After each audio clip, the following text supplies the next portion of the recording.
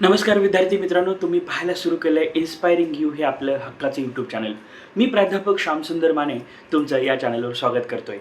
विद्यार्थी मित्रांनो, 10वीचा रिझल्ट जो आहे तो मे बी 11-12 मेपर्यंत किंवा 15 मेच्या आत लागेल.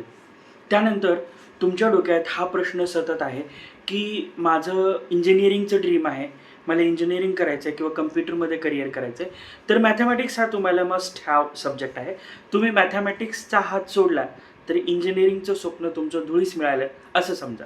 आता मग आज आपण काय चर्चा करणार आहे या व्हिडिओमध्ये.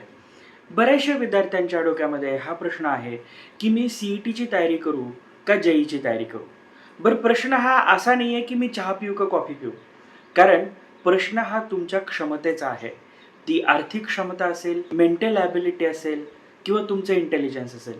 त्यामुळं 11वीच्या सुरुवातीपासूनच आपल्याला एक गोष्ट क्लिअर असणं गरजेचं आहे आणि ती म्हणजे काय, की JEE करू का CET करू.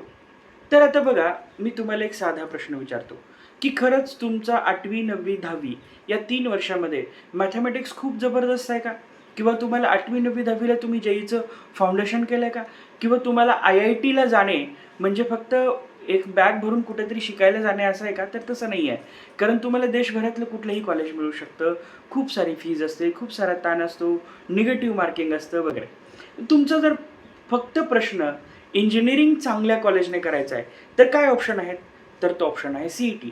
महाराष्ट्रामध्ये महाराष्ट्र जे एज्युकेशनल डिपार्टमेंट आहे ते CETची टेस्ट घेतं, जी कॉमन एंट्रन्स टेस्ट असते महाराष्ट्रातल्या सगळ्या इंजिनिअरिंग कॉलेजेससाठी.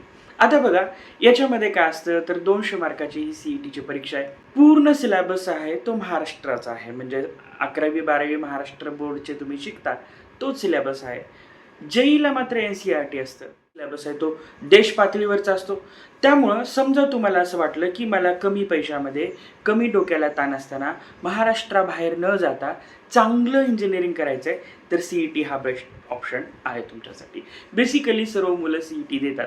भले तुम्ही JEE देत असाल तरी CET देतात. पण तुमचं जर गोल खूप हेवी नसेल, तुम्हाला IIT करायचं नाही, IIIT करायचं नाही, NITला जायचं नाही, तर CETला तुम्ही ॲडमिशन घेतलं पाहिजे. शिवाय तुमचं इंटेलिजन्स जर मीडियम लेवल असेल तर तुम्हाला CETलाच जायला पाहिजे. तुम्ही JEEसाठी घासत बसू नका, असं मी का म्हणतोय, कारण JEEचा रिझल्टचं जर पर्सेंटेज पाहिलं तर ते अवघं 1% असतं, हे तुम्हालाही माहीत आहे. आता बघा की CETमध्ये नक्की असतं काय, तर 1 निगेटिव्ह मार्किंग नसतं, 2 PCM म्हणजे फिजिक्स केमिस्ट्री मॅथमॅटिक्स हे 3 विषय असतात. फिजिक्सचे 50 मार्क असतात, केमिस्ट्रीचे 50 मार्क असतात आणि मॅथमॅटिक्सचे 100 मार्क असतात.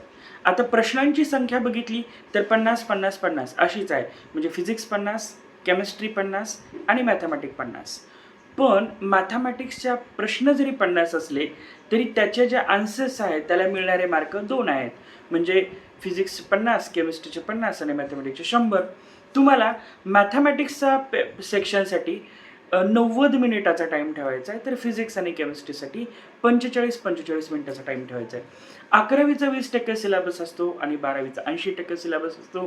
कम्पॅरेटिव्हली फीज कमी असतं, डोक्याला ताण कमी असतो, निगेटिव्ह मार्किंग नसतं. पूर्ण पेपर अटेम्प्ट करा. आणि हो, तुम्ही म्हणाल की सर JEE केल्याने आम्हाला ज्या प्रकारचे कॉलेजेस मिळतात त्या प्रकारचे कॉलेजेस CET करून मिळतात का, तर हो मित्रांनो, महाराष्ट्रात काही खूप चांगली कॉलेजेस आहेत. त्यातलं मी एकच नाव घेतो जे सरकारी आहे, COP college of engineering Pune. त्यानंतर college of engineering Pimpri Chinchwad आहे, कॉलेज ऑफ इंजिनिअरिंग मुंबई आहे. त्यानंतर अशी बरीचशी चांगली ब्रँडेड कॉलेजेस महाराष्ट्रात आहेत, ज्यामुळं तुम्हाला बिलकुल काळजी करायची गरज नाही.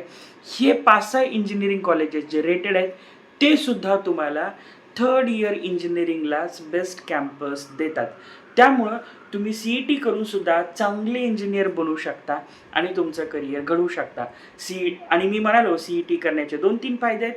एक तर तुमचं JEEचं पूर्वीपासून तयारी नाही, मॅथमॅटिक्स तुमचं तितकंसं आउटस्टँडिंग नाही आहे, कारण मी म्हणालो JEEला देश पातळीवर स्पर्धा असते तशी CETला नसते. आणि CET इंजिनियरसुद्धा खूप चांगलं काम करतात.